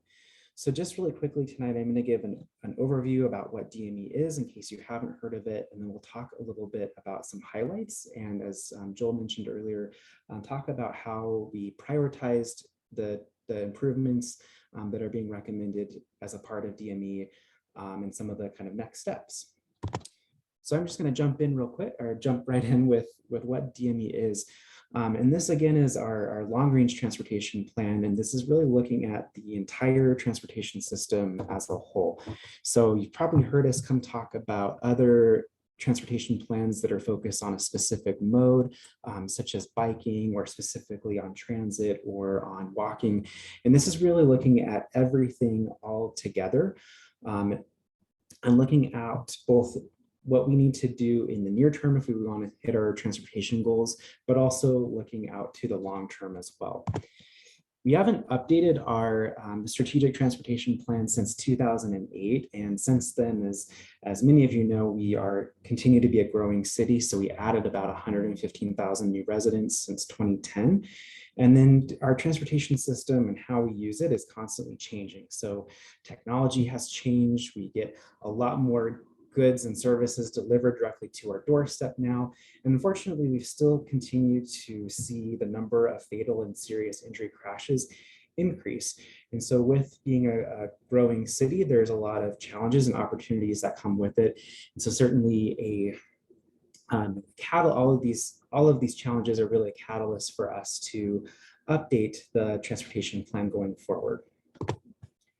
And this plan kicked off in 2021. And so this has been a 2-year process that has been going on through multiple different phases of public engagement and public outreach, starting off with defining what the community's vision and goals are, understanding what people's hopes and dreams are and concerns when it comes for the future of our transportation system. And then finally, in the last 2 phases, determining what are the projects that we should move forward with that are really going to help us advance our goals and our vision in the short term. And as I mentioned earlier, this really has been a community-driven process.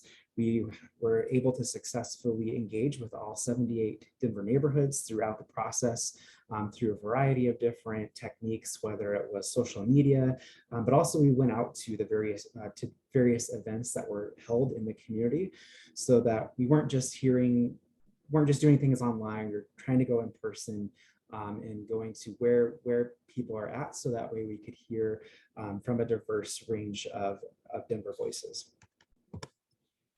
I just wanted to quickly touch, we use some new engagement strategies that are new to DOTI that we hope that we can carry forward in the future. And that was the use of something that was called community-based outreach partners, or we call them CBOT for short. But these were members of the community that we gave a small stipend to be able to do outreach. And we found this was really successful because we were able to hear from not only more people, but also from communities and neighborhoods that we haven't always been able to hear from in the past. And so this has been a really successful strategy that other cities have used that we hope to continue carrying forward on other projects. So I just wanted to highlight that real quick. Through the community outreach, this gave us a chance to kind of take a step back and confirm what Denver residents' vision is for our future transportation system, and what our goals and values are when it comes to transportation. And so there are 5 goals that were established through that outreach, which were mobility, safety, sustainability, community, and quality, with equity being an important component of each of those goals. And these are broader level goals, but they capture some of the important themes such as affordability, being able to have convenient travel choices, reducing crashes on our streets, but also other things like climate and environmental justice. So those are all important themes that were captured from the values that we heard are important to Denver residents. And these values and goals are really important for us to memorialize inside of this plan, because these are really what's driving how we prioritize our work going forward. We want to make sure that what we're delivering and the work that we're prioritizing as DOTI is in alignment with the goals and values that are important. So as Joel mentioned in the beginning, the draft plan was released earlier this winter. I think it was January 25th, we released the draft plan. And again, this is the accumulation of 4 phases of public outreach. And then we had this open for a little over 30 days. I think it ended up being 40. But we got public comments on the draft plan, and then based on the comments that we did get and from our partners and from the public, we are working on, now that the public comment period has closed, are working on refining the content of the draft plan itself. So that way we can, refine that with the goal of being able to re-release sometime in the spring, the final draft of the plan. So again, as I mentioned, we got over 10,000 comments from Denver residents. So just wanted to say thank you to everyone that has provided their comment and helped us to get to where we're at. So, and one other thing I want to mention just on the actual plan itself, we do have on denvermoveseveryone.com, there is a place where you can, where not only can you review the draft plan, but you can also go back and see the previous phases of outreach. So if you want to understand like what were the types of questions that we asked the community and how did we get to where we're at, there's a kind of an archive of the that outreach that's compiled on this page. And so definitely encourage you to take a look at that, and that will continue to live on even after the planning process is done. So it provides that preview for folks. So now I want to jump into kind of the nitty-gritty details of DME, and there's some things that I want to highlight as a part of that. And one thing is the short-term capital program. So I mean, I think it's no secret that the need in terms of the financial need that exists is far less, or sorry, the financial need is far greater than the financial resources that we have available to us in the short term. And so that's why it's really important for us to be able to prioritize projects or improvements that we know are going to provide the greatest benefit in the areas of the city that need them the most. And so, and make sure that those projects are also helping us to advance those goals that I talked about earlier, or advance that long-term transportation vision. And so once the goals were established, something that we did is we took every single project that has ever been identified from a past planning effort and compiled that all into a single database, which when you think about every type of project that we do, whether it's a bikeway or a intersection improvement or a signal or a new bridge, that kind of thing, there was over 6,000 projects. And so that's why it's really important for us to be able to prioritize. And the next step that we did is we then, through some new tools that have been developed as a part of this process, established a way to be able to score individual types of projects in terms of their ability to advance those goals. And then we also score projects based on needs. So looking at, there's areas of the city that have where the crash rate is higher, or areas of the city where from an environmental justice standpoint, it's important to make improvements, or where there's that have historically been underinvested, and then make sure that we are making improvements in those neighborhoods. And based on that, that was what helped us to deliver or make recommendations for what's called the short-term capital program. So basically looking out between now and 2030 with the available funding resources that we have now, and essentially recommend the transportation projects of those 6,000 that we want to move forward with in the near term. So that kind of explains a little bit about how that process was compiled. And you'll hear me sometimes talk about investment areas. This is mentioned in the plan, but really what this is it's, again, the different buckets or focus areas of our transportation system that DOTI is in charge of. So think about, for pedestrian, this includes everything from sidewalks to improving intersections. For transit, this is not only bus rapid transit, but it's also improving transit shelters and lighting at transit shelters, as well as dedicated bus lanes. And then there's other things like building new bridges and structures, so creating new connections in neighborhoods that they didn't exist, or building new places for bikes and pedestrians to get across major barriers. And so all of these are kind of the different areas that again, DOTI makes improvements in order to build out a complete transportation system.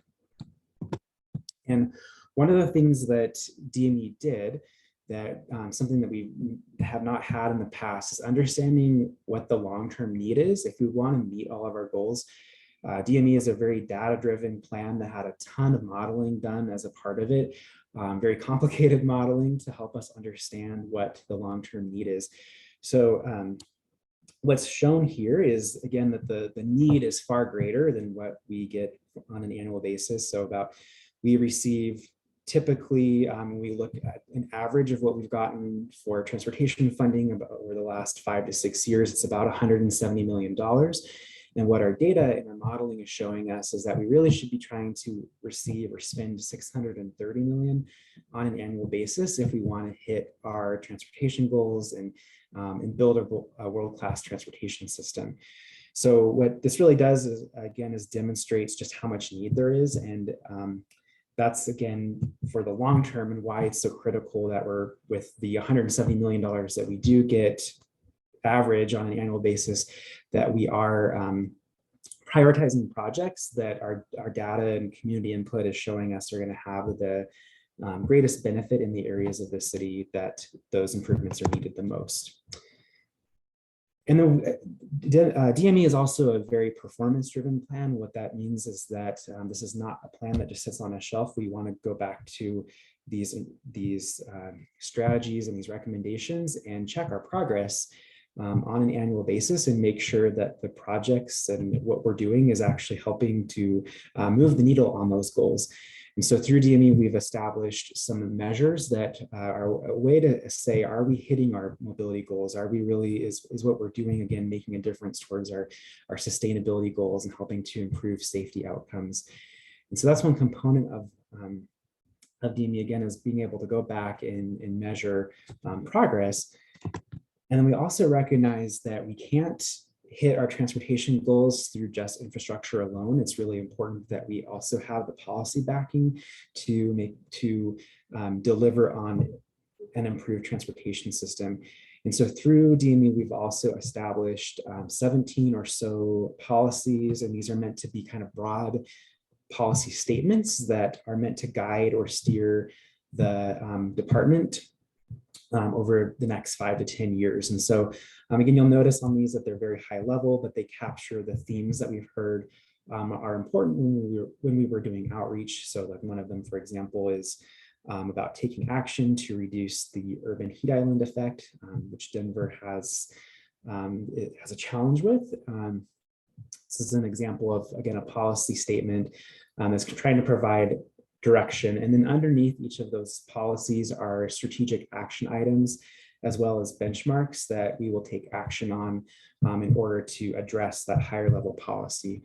So really excited that this is something that, again, will provide that direction to the department to make sure that we are aligned with that overarching vision. And then finally, last component is or the last chapter is what we are calling big moves. So DME is meant to be a very bold and visionary plan and look ahead. And as I mentioned earlier, it's looking out over the next 30 years out to 2050. And we recognize that there's small projects, but there's also big projects that require a lot of thinking ahead and a lot of visioning and planning in order to make those happen. So think about fast tracks, think about the redevelopment of Union Station or the 39th Avenue Greenway. Those things took a lot of visioning and a lot of planning to really make happen. And so as we look ahead, we want to think about what's next for Denver. What are the other projects that we should be thinking about that, if were accomplished, would really have a positive impact on our transportation system and rethink how we use it and be able to meet multiple different goals. So some examples are building out, like what if we built out a Green Street network? So a connected network similar to the 39th Avenue Greenway, but kind of expanded that idea in places across the city.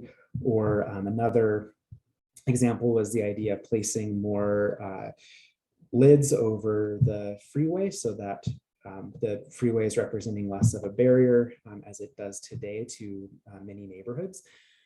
And then other things like just quickly being able to improve pedestrian infrastructure. So really, again, increasing the density citywide of controlled crossing locations and being able to do that in a rapid way so that, again, there's less, that someone biking or walking has less distance that they have to travel to be able to get to a signalized crossing location. We've also thought about how we know that places like the Cherry Creek Trail and the South Platte River Trail, as we continue to grow and as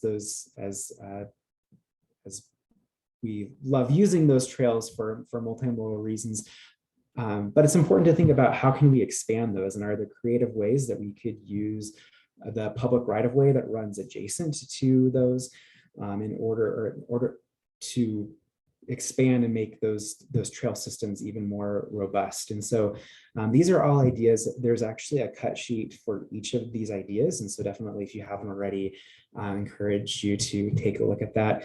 So really exciting that we are, as a city, not only are we prioritizing the work that we need to do in the near term, but we're also looking ahead and trying to and continuing to try to be bold and visionary. So that's all that I have as far as DME, but I know that there's probably a lot of questions, and so I want to be able to open the floor to have time for that as well. Thank you very much. Reading through the plan, it really occurs to me this is coming at just the right time because it's so accessible. You know, a lot of the plan is like infographics of important things you need to know about the issues that we face, the opportunities that we have, coming right at the time that we're having a bunch of new council members and a new mayor, to be able to show that through line of planning and need. Boy, when I listen to some candidates who are on the trail, the questions that they're being given put them in a position where it's as if they have to come up with all the answers. I get a little bit scared that people are going to come into office thinking they have to start over planning again and come up with new ideas. So I'll just use the word again, such an accessible document is really important to orient new electeds. Question we had in the chat from June. June, do you want to cover your question? Yeah, so apologies, I got in here very, very late. Okay, my question is specifically on daylighting. So I believe I read somewhere in the plan that there are quite a few submerged or buried streams and trails, some places that we've channelized, like right near me is the Harvard Gulch.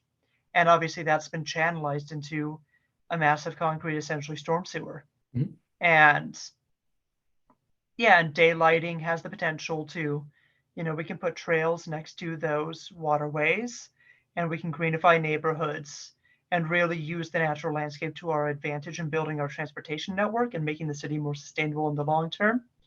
So it's a very basic question of just, you know, actually my biggest one is what are the potential daylighting projects that are kind of on the table that have been identified? Yeah, great question. Off the top of my head, there's a project that's already happening in the Montbello neighborhood, and there's the ability to potentially expand that more. So I think like on East 51st is one. There's another in Southeast Denver. I'm forgetting the street name. I know like Hill Parkway is another good example. There is a map in the list of big moves, and it may likely not have the labels on it just because the map is so small. But it does kind of give you a general idea of locations. And that's one of the things that we would like to do is now that we've established where some potential locations are for those might be, is to identify a way to kind of advance those into conceptual planning or into design. And some of the underground, there are underground streams that we don't necessarily know where they're at until it floods. And so we've done some work to figure out where some of those are, potentially to where we can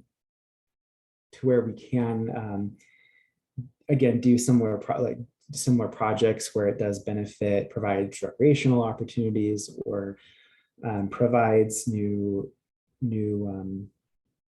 park space. And so certainly more work to be done. And this is kind of the beginning of that. But yeah, definitely have some of the locations mapped out in the plan itself. Thank you. Yeah, I've been certainly with the work in the Hale neighborhood as it drains down towards City Park, been hearing a lot about efforts like that. Lucia Brown had an additive comment here. I don't know if you want to go into that, Lucia, or invite some more questions. I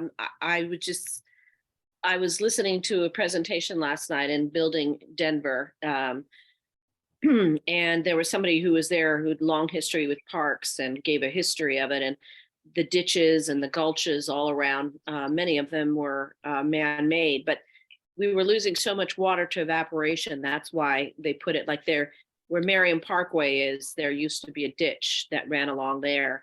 And it was my understanding that, and again, this is just from what I heard last night, that they were undergrounded to stop it from evaporating? I don't know. You want to speak to that? Yeah, great question.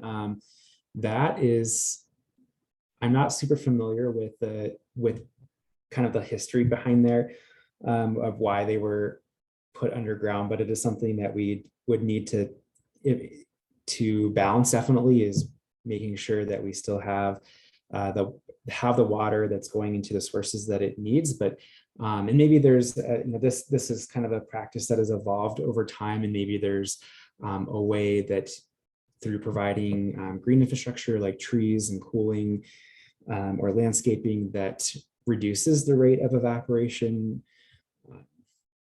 So certainly this is something that's definitely outside of my area of expertise, but would be something that we would coordinate on as we kind of explore this idea a little bit further. Yeah, I could certainly imagine when more agriculture was done in Denver, being very worried about the available water for irrigation. For sure. Riley, with the public comment period that's just ended, can you get any sense of themes that are emerging in the comments you received? Yeah, overall, we've got a lot of really positive comments, and just kind of, I think some of the themes are to please go faster, especially when it comes to improving safety, and then improving and going faster on the bus rapid transit projects. There are some questions about the bus rapid transit projects that have been prioritized, and I guess the extents of them. And that's partly due to there were some maps that had gone out earlier in October of last year when we were kind of talking about project priorities that sort of showed capital, where we're making capital improvements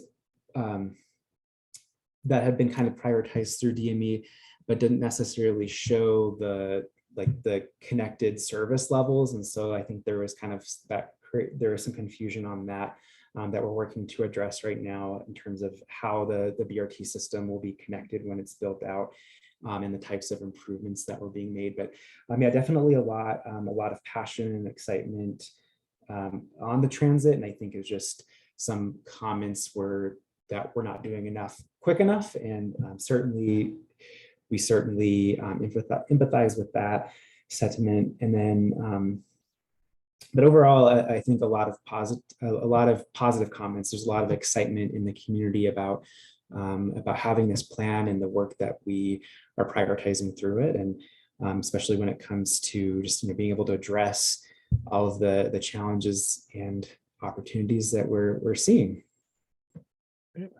David Chen.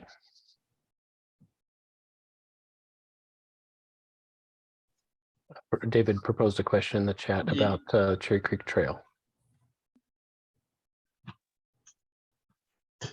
Yeah, sorry, I don't know how to turn my video on. That was an interesting comment that you made about the big moves, and I was wondering where along Cherry Creek Trail might be exposed to public right-of-way that could be expanded into, specifically Denver Country Club. That section has always been problematic. For sure. Yeah, so the big move when it looks at Cherry Creek, it looked at 3 different segments of it. So it looked at Spear Boulevard, and then it looked at the component of it between between First and University. So as it goes through the country club, and then going between University and the South Cherry Creek Drive. And so recognizing that both on South Cherry Creek Drive, there's sort of a redundant street network where we could potentially do some things there. And then the Community Planning and Development, or CPD, is working on a visioning effort to define a long-term vision for Spear as it runs through downtown. Then on First Avenue, DME doesn't really prescribe what to do in this section, but just recognizes that it has been a challenge for a long time.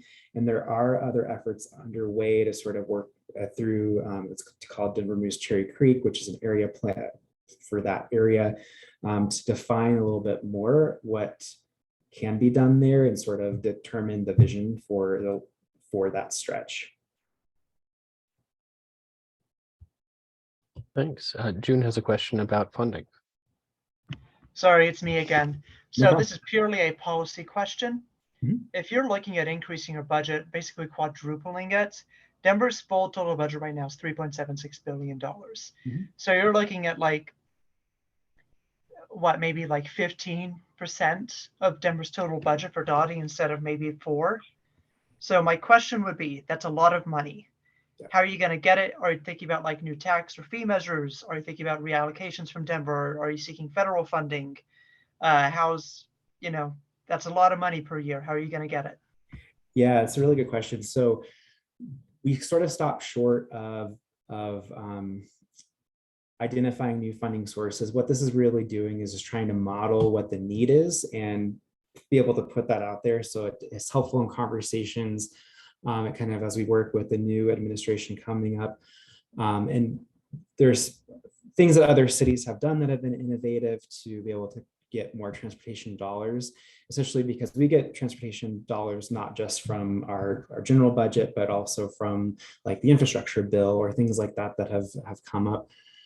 So this isn't really looking at reallocating our existing budget and what comes into transportation. It's not looking at reallocating that, but really just saying, kind of being able to make the point that there is more need than what exists. And we hope that now that we've identified that, then that will help with conversations in the future to identify what additional funding mechanisms, but we don't know at this point what those will be. So sort of a question for the politicians, those who will seek out that additional money or ask us for the additional money, but we'll be able to come with your plan saying, here's what it's for. Exactly. That'd be fantastic. Well, speaking of money, I'm assuming that there's a dimension here to prioritization that has to do with funding availability, such as when cycles come around with DRCOG, when cycles come around with the federal government, being sure we're ready to apply for and win as much as we can. And I saw an announcement today. I didn't stop to absorb it all, but it looked like a federal level announcement that we were included in winning some funding for East Colfax, which is something that the BRT there was really counting on. Yeah, absolutely. And that's something that is really important, is that we have a continuous pipeline of projects that have gone through the planning and design stages, so that as opportunities come for construction, that we can continue to move those. And I say that because for certain things like the money coming from the infrastructure bill or the DRCOG TIP applications, which are the Transportation Improvement Program that we get funding from, those have to be projects that are, we can only use those dollars for design and construction. We can't use those for planning. And so what DME does by prioritizing things in the short term, it helps us to create that continuous pipeline. And then as the next round or the next bond project or next bond cycle or next DRCOG TIP cycle happens, then we have those projects that are ready to go. And we also have a better understanding of how much those projects are actually going to cost too. Okay. I know we're a few minutes over. I'll take just a moment to ask the final question, because it is life or death. How are the Vision Zero related projects along our high injury network, where since the announcement of Denver's commitment to Vision Zero, as documented in your plan with some really nice graphics, so deaths on our streets, both in total numbers and even as a proportion of the population, continue to go up. How does this plan prioritize funding towards projects that will save lives? Yeah, so safety again was one of the goal or focus areas, and so that was a lens that we looked at through everything in DME. And so one, through the needs assessment, we've scored projects based on their ability to improve safety outcomes, but also prioritize projects on streets that have safety issues. So that's kind of twofold. Is one's by prioritizing where we know that there's the greatest issue and the greatest need, but then also prioritizing the types of projects and improvements that have been shown to make to improve safety outcomes.